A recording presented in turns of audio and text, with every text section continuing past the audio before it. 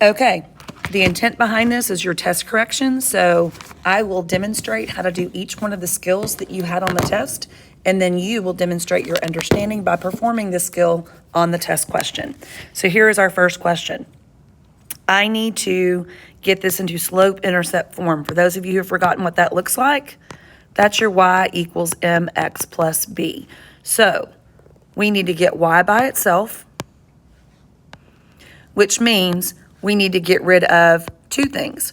We need to get rid of this guy, the 12x, and we do that with subtraction. And we need to get rid of this coefficient, 8, that's multiplying itself times y. We're going to do that with division. We're going to do our addition and subtraction first. So to get rid of a positive 12x, I'm going to subtract 12x. Okay? I'm going to bring down my 8y because 12x minus 12x is 0. And since I have something on the left-hand side, I don't need to write down the 0. On the right side, since I really like my x term to go first, like it is in mx plus b, I'm going to bring down my negative 12x first, and then I'm going to bring down my positive 16. Remember, you can't put those together because one is a variable and one is a constant. Your next job is to get rid of that 8 coefficient. We do that by division. This should look very familiar to you right now. And I'm going to split the screen. You don't need the fancy yellow calculator. You can use any calculator, or my personal preference is to use Desmos. And I'm going to type in negative 12 divided by 8. And if you would rather put it in fraction form, which I prefer fraction form when I'm dealing with graphs, I can hit that graph button over there and I find out that it is negative 3 over 2. So y equals negative 3 over 2x. And now I've got to go figure out what 16 divided by 8 is. That's a positive 16 divided by positive 8, and I'm getting positive 2. So there is your equation in slope-intercept form. Okay? Now, I'm not going to keep using the Desmos. I'm going to do the math in my head, but realize that everything that I do as far as multiplying whole numbers, fractions, negatives, you could do in Desmos. Actually, I'll do it for one more problem. Okay, we're going to solve an inequality. Now, if you had a calculator, you could do M3T1, and you could take that inequality symbol right there, and you would use an equal in your calculator, and you could figure out what the number was on the graph, okay? I'm going to go ahead and tell you right now, if I did M3T1, you're going to end up finding out that it is negative 1, okay? And so I know that my cutoff point on my graph is at negative 1, but we don't know if it's going to shade left with an open circle or right with an open circle. The fact that it's not underlined, that is why I do not shade. Do not shade, okay, because it's not underlined. But I'm not sure if it's going to be going left or right. So what I need to do is figure out if my x's end up being negatives or if they end up being positives. I think this is the easiest way to go. So I'm going to distribute the negative 1/2 to everything inside the parentheses, and I'm going to distribute this negative 7 to everything inside the parentheses. If you don't know what negative 1/2 times 4 is, I'm going to go multiply negative 1/2 times 4, and that gives me a negative 2. So I have negative 2x on the left, and then if you want to go ahead and distribute negative 1/2 times 20, I'm going to get negative 10. So with the distribution, this is negative 2x minus 10. Copy my symbol. Negative 7 times x is just going to be negative 7x. And then if I want to do negative 7 times, and then I've got the fraction 15 divided by 7. And look, it's negative 15. Now, guys, I'm going to finish solving this, but for purposes of knowing, is it going to flip or not? It is all about your x's. You need to get your x's on the left side. And then if they're positive, no flip. If they're negative, we're going to flip. So I'm going to add 7x because I'm going to get all of my, I've done my distribution. I didn't have any combining like terms. Remember, don't call me after midnight. Okay, I did distribution. I didn't have any like terms. I am now moving my variables to the same side. So I am adding 7x on both sides because I want all of my variables on the left side. So this totals up to 0 on the right side. Negative 7x plus 7x totals up to 0. I don't need to write down the 0 because there is a negative 15 to bring down. On the left side, if you don't know what -2 plus 7 is, you can go type it into Desmos or your calculator, and I'm going to find out that it is positive 5x, and I'm going to bring down my -10. Guys, I can already tell you right now, since my x's are on the same side, once you get to this step, you should know if you're going to flip or not.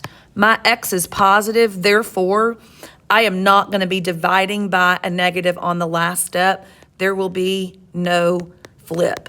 If you were using a calculator and you already knew that the solution to the equation was -1, then I also already know that I'm shading left because there's no flip. Look at the way the little arrow is pointing. There's no flip, arrow is pointing that direction, okay? Now I'm gonna go ahead and finish solving this. The last step is just like equations. I'm going to, I'm sorry, not on the last step. I'm now going to do my add or subtract any constants. So +10 and +10. So my variable is by itself. Inequality symbol copied. -15 plus 10 is -5. And my last step is divide by +5. It does not matter that my answer is -1. It's not the sign of the answer. It was what sign are the x's when they're on the left-hand side. So x is less than -1. I have a good answer. I'm going to go ahead and go full screen and stop using Desmos at this point. But you can use your calculator. Okay, this next question does not require any proof on your part at all as far as math work. You're just matching up the word problem to the equation. So Noah's going on a trip to visit some friends for summer camp. He needs $40 for food or entertainment. And then he also needs money to cover the cost of gas. And gas is $3.25 a gallon, okay? I need to know what the total cost of the trip is. Well, the total cost of the trip is your Y, okay? So Y equals, we know that. I want you to think about these two expenses. $3.25 a gallon, he's going to be purchasing over and over, okay? I should say repeatedly. But he only needs $40 for food and entertainment. That's a one-time, he's already decided whatever the meals are, he's already added it all up and he just wants $40 and then enough money for his gas. So the 40 is not being multiplied. Your rate of change is the thing that's happening repeatedly. That is your slope, okay? So I need to have 40 happening one time, plus I need to have $3.25 happening repeatedly. That's where the X comes in. So I go through and I look at each one of these, and A is a no because it's got the X with the wrong number. B looks good. C, I'm not subtracting $40. We are adding up all of his expenses. And again, it's not supposed to be a repeated expenditure. And the last one, it looks like I put two of the exact same answer twice. Is that what I did? So you know what? B or D, because Miss Jones apparently, oh, no, I didn't. Help, y'all. Not wearing my glasses. That has a negative, so that's bad. We're not doing a negative 325. So B is the answer. Okay, number 4 is just like number 2. The only difference is you don't have to graph it. Again, on your calculator, menu 3, 1, but you would use an equal sign. And then if you look at this and you look at the original problem, this has a less than or equal to symbol. We need to pick one of the answers that has a less than or the equal to symbol. B and C both have incorrect symbols. This tells me on my calculator, I'm going to get -10. I can tell I'm going to get -10 because that's the only two answers I have. So my next question is going to be, is this symbol going to stay pointing left or is it going to flip? So let's go ahead and get through the first 3 steps. Don't call me after midnight. Once we get right here, we're going to know it. Okay, we're going to know what's going to happen. I'm still going to finish solving the problem. So I'm going to distribute. That's my first step. -8, and then -4 times -1 is positive 4x. Write my symbol, distribute. 6x plus 12. Now, I'm going to move. Oh, I don't have anything to combine. So I've done my distribute. I don't have any combining. Now I'm going to move. I am going to move the guy on the right. The X on the right needs to go to the left. You want to put your variable on the left because then the arrow will be pointing in the direction of your answer. So I'm going to say minus 6x because it's positive, and minus 6x. I'm going to line it up with the 4x. I'm going to bring down negative 8, and then if you need to, use your calculator. What is 4 minus 6? You're going to get negative 2x. On the other side, 6x minus 6x is 0, and I'm going to bring down a 12. Now, we have not flipped anything yet, but at this point, I know I'm going to end up flipping because the coefficient attached to x, when I get to this very last step, I'm going to have to divide by negative 2. That's going to flip, guys. I'm going to go ahead and finish the problem, but I already know the answer is going to end up being D because this will flip. If A and D are the only two that have the correct number, and one of them has to be correct, I know this is going to flip. Now watch me finish the problem. I'm going to add or subtract the constant to get it to the opposite side of the variable. So that's 0. Bring down negative 2x, bring down your arrow, bring down your 20. And now the last step, this is where the flip happens.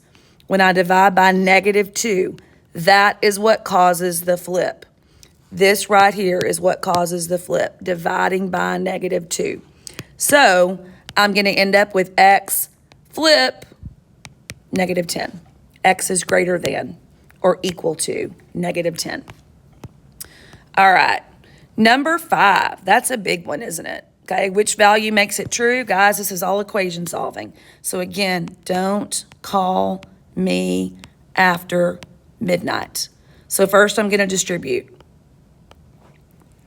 Distribute. I'm going to do a lot of distribution. So negative 8x, and then negative 4 times negative 9 is positive 36. 6 times negative x is negative 6x. 6 times 1 is positive 6 equals negative 8x, and then I've got a negative 5 times 3 is negative 15x, and then I have a negative 5 times negative 6 over 5, and you're going to find out if you put that in your calculator, that is positive 6. So I've done my distribution.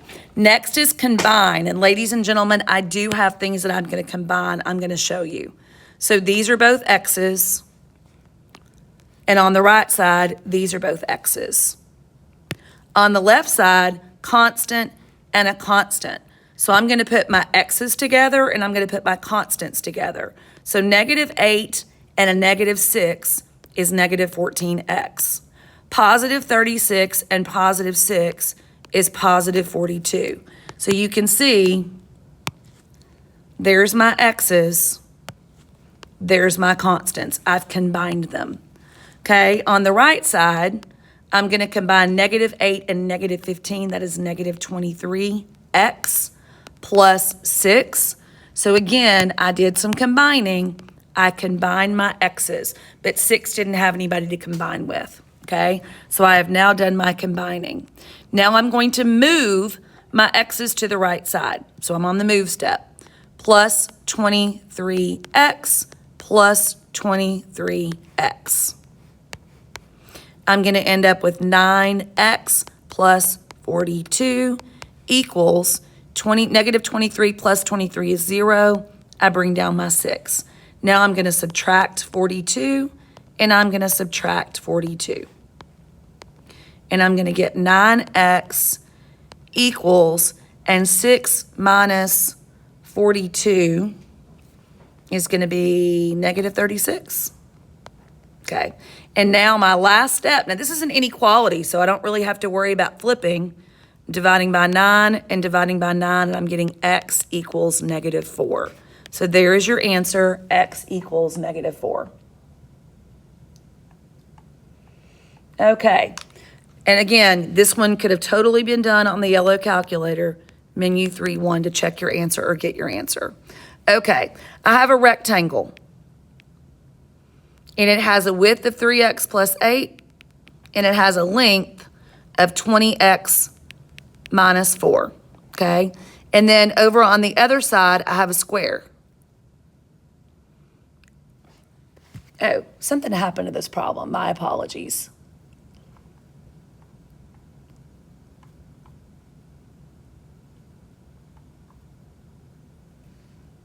And I'm going to change this completely because apparently something got typed wrong on here. This was supposed to have, I'm going to erase this real quick because this is not what is typed into Eduphoria. So what's supposed to be is a rectangle has a width of, has a width of 6 and a length of 3x plus 8. Yeah. And then this 20x plus 4 is actually the area of the square. So this is a typo. It's a misprint. I'm not sure what happened here. So your rectangle is actually, it's right on the test, 6 by 3x plus 8.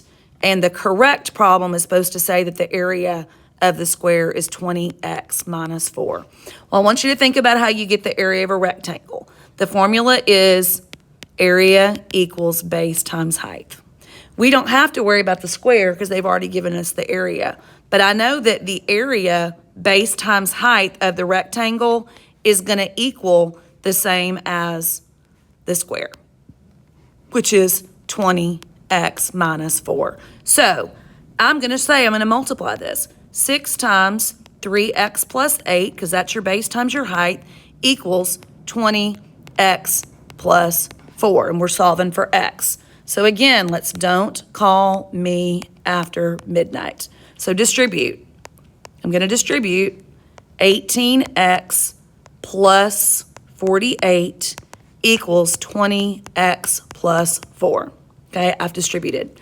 I don't have anything to combine, so I'm ready to move my x's. I'm going to move my 20x's from the right to the left by subtracting. I'm going to get negative 2x plus 48 equals 4 because 20x minus 20x is 0. Now I'm going to add or subtract my constant. So I'm going to subtract 48 and move it to the other side because your goal is to get x alone. Almost there. Negative 2x equals negative 44. Okay? And so now, negative 48 plus 4. Yeah, that's right. And then now my last step is going to be divide by negative 2, divide by negative 2, and I'm getting positive 22.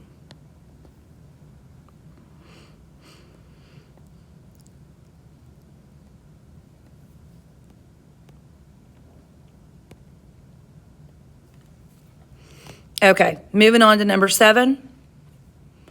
Does the equation below have one solution, no solution, or infinite? Remember, if it has one solution, we're going to see x equals a number when we work this out. Okay? If it has no solution, I'm going to see two numbers that are not equal to each other. So I'll have a number and a different number, and it won't make any sense. An infinite number of solutions is I will see two numbers equal to each other when I work it out. Now, you can always menu 3-1. The only danger of doing menu 3-1 is if you get the answer of 0, and if your answer is 0, something's gone wrong, and you need to go back and rework the, well, something didn't go wrong. It could be 0 or it could be infinite. It could be that the answer is 0 or it could be infinite. So I'm going to do my don't call me after midnight. I'm going to distribute negative 2x minus 10 equals. On the other side, I'm going to distribute 4x minus 8. And I'm going to bring down the negative 6x that I haven't done anything with yet. Now, I have combining this time. I can put negative 6x and negative 4x together. And that gives me negative 2x minus 8, negative 2x minus 10 on the other side. Now I'm ready to move my variable, plus 2x, plus 2x. Uh-oh, what's happening here? I'm getting a negative 10 equals negative 8 because negative 2x plus 2x on both sides, that zeroed out, right? Is this a true statement? No, this is not a true statement. Therefore, there is no solution because there is no good answer to solve this. This is a no solution problem. In your calculator, it would tell you no solution. All right, next one. Doing the same thing, guys. Don't call me after midnight. And again, yellow calculator, menu 3-1. Should be very obvious to you right now. This test was over and over doing the same skills. Okay, 4 times 0.2 is 0.8x. 4 times negative 1.2 is negative 4.8 equals negative 0.5x plus 4.3. Don't is done. Distribute is done. I don't have any combining to do. So now I'm going to move on to moving my variable.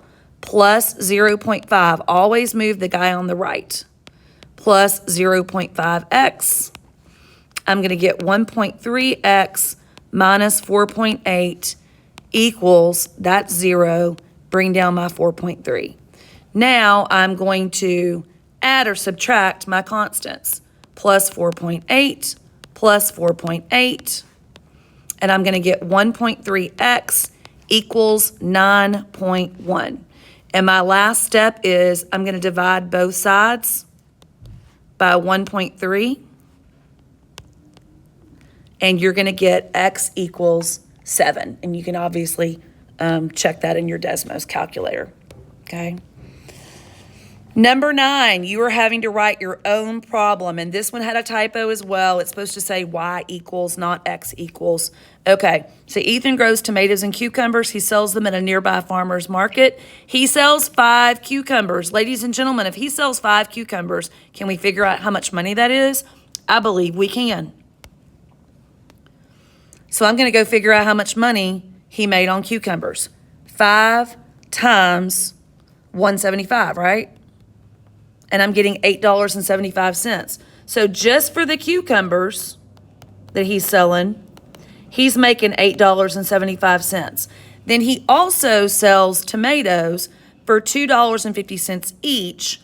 Problem is, we don't know how many tomatoes. He sells X tomatoes. If we knew how many tomatoes, we would multiply 250 times, let's say he sold 10 tomatoes. I would do 250 times 10. So what does he earn? Well, he's going to earn 250 times the number of tomatoes, plus we already know he's for sure collected $8.75 for cucumbers. So if you know how many he purchased, you need to go ahead and multiply that out. If you don't know, then you are going to say that it's multiplied times X. All right. Next problem, and I'm going to go back to full screen.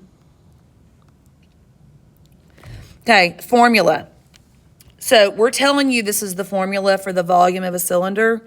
Whatever variable you're trying to solve for, highlight that, box it, do something. I'm solving for H.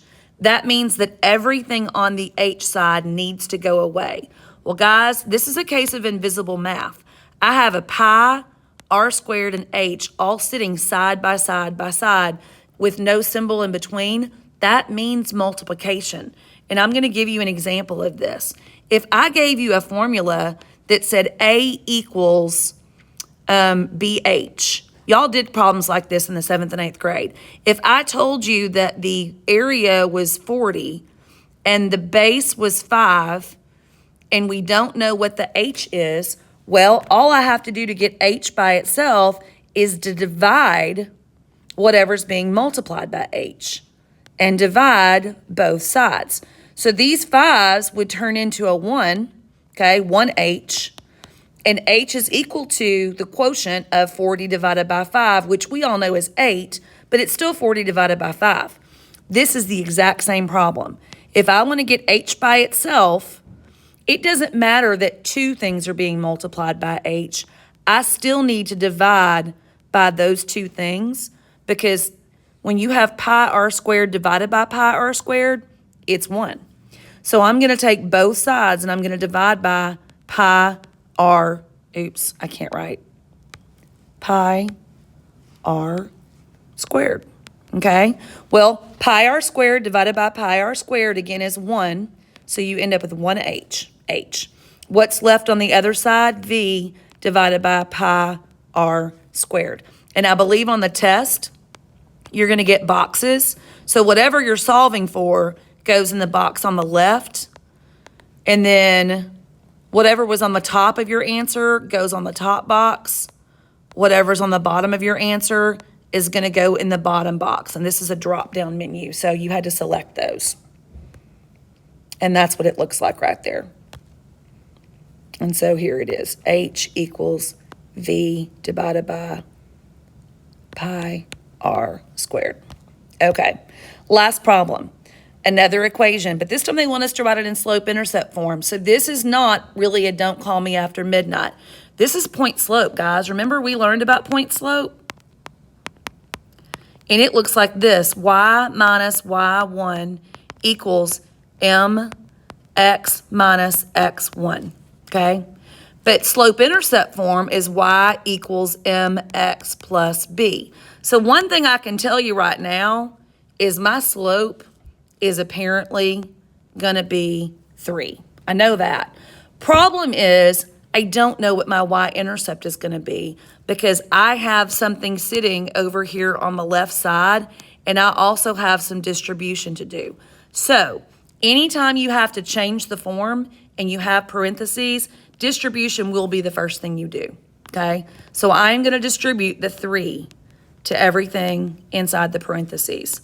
3 times x is 3x. 3 times negative 1 is negative 3. Over on the other side, you just bring down your y minus 2. Now, all I need, look over here what I'm trying to do, I just need to get rid of that minus 2. Minus 2 needs to go. This has got to go. How do I get rid of it? Well, it's being subtracted, so we are going to add. And what would I add it to over here, the 3x or the minus 3? Well, 2 is a constant, so add it to the constant. And you're going to end up getting y equals 3x minus 1. Okay, and that's all. That should show you how to do every single test question, whether you have a TI Inspire or if you have to work it out by hand, this is what it's going to look like. All right, good luck on your test corrections.